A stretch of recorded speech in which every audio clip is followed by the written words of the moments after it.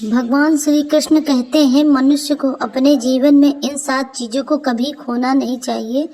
अर्थात जिस मनुष्य के पास ये 7 चीज़ें होती हैं वो इस धरती का सबसे सुखी व्यक्ति माना जाता है। आइए जानते हैं उन 7 चीज़ों के बारे में। नंबर 1 है निरोगी शरीर। भगवान श्री कृष्ण कहते हैं जीवन में सदैव सुखी रहने के लिए शरीर का तंदुरुस्त होने बहुत ज़रूरी है, मगर शरीर में कोई रोग होगा तो आप न ठीक रहेंगे, ठीक से न खा सकते हैं, न पी सकते हैं। ऐसी अवस्था में आप जीवन के अनेक सुखों से वंचित रह सकते हैं। नंबर 2 है पुत्र का आज्ञाकारी होना। दोस्तों, भगवान श्री कृष्ण कहते हैं इस कलयुग में सबसे बड़ी समस्या ही संतान को लेकर है।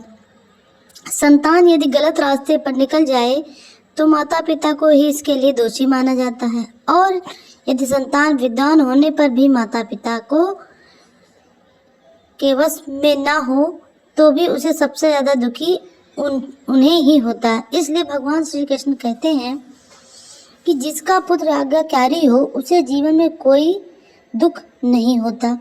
नंबर 3 है धन पैदा करने वाली विद्या का ज्ञान। कई बार ऐसा देखने में आता है कि कोई व्यक्ति कभी धनवान होता है तो कुछ दिनों बाद पैसे के लिए मोहताज हो जाता है। ऐसी स्थिति में से बचने के लिए आपके पास कोई ऐसी कला या ज्ञान होना चाहिए जिससे धन की आवक बनी रहे। इससे आपके जीवन में कभी धन का अभाव नहीं होगा, आप सम्मान पूर्वक जी सकेंगे। नंबर 4 है अच्छी पत्नी। भगवान श्री कृष्ण कहते हैं अगर पत्नी अच्छी है और मीठा बोलती है तो जीवन यापन करना बहुत ही शुभकारी होता है। इसलिए भगवान श्री कृष्ण ने इसे सबसे बड़ा सुख बताया है। अच्छी पत्नी हमेशा परिवार के हर सदस्य को खुश रखेगी। अगर आप परिवार प्रसन्न रहेगा तो आप प्रसन्न रहेंगे। अगर पत्नी कटु बोलने वाली होगी तो आपका जीवन नरक बन जाएगा। नंबर 5 है जमा किया हुआ धन।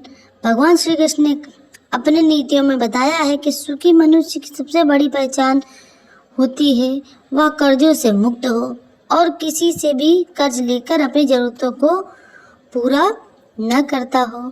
वह व्यक्ति हमेशा सुखी रहता है।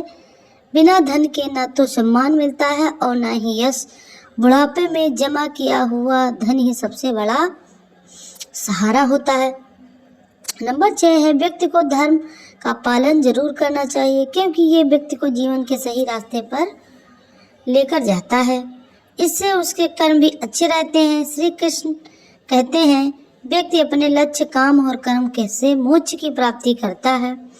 अच्छे कर्म करने वालों को मोक्ष की प्राप्ति होती है। अगला नंबर है 7वां नंबर है अगर आप में दया की भावना है तो आप गलत काम नहीं कर सकते हैं, ना ही किसी के साथ अन्याय कर सकते हैं, क्योंकि दया हमेशा अनिष्ट काम करने से रोकती है। जिनमें दया का भाव होता है उनका मन पाप करने की तरफ नहीं बढ़ता है, साथ ही वे किसी जरूरतमंद की मदद भी कर सकते हैं।